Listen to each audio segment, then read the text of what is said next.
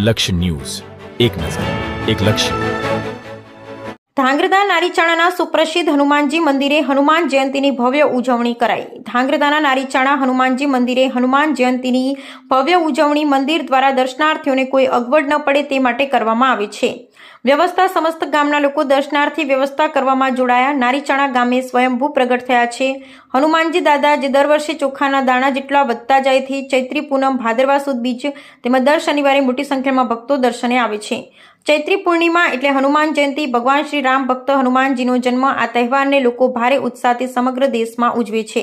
ત્યારે ધાંગ્રધા તાલુકાના નારીચાણા ગામે આવેલ સુપ્રસિદ્ધ નારીચાણા હનુમાનજી મંદિરે છેલ્લા 400 વર્ષ જૂનું મંદિર છે.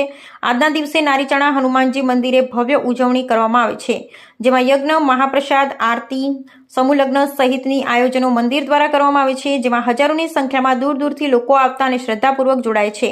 ત્યારે આ વખતે પણ શ્રીરામ ભક્ત હનુમાન જયંતીની ઉજવણી ધામધૂમથી કરવામાં આવી.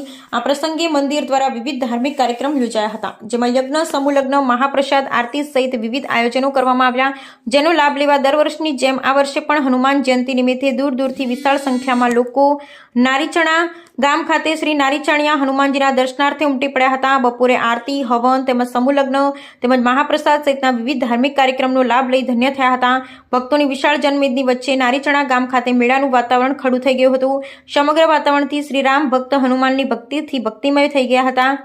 આજે મોડી રાત સુધી દર્શનાર્થી આ જગ્યાએ દર્શન કરવા ઉમટી પડે છે. Bureau report, Brijesh Trivedi.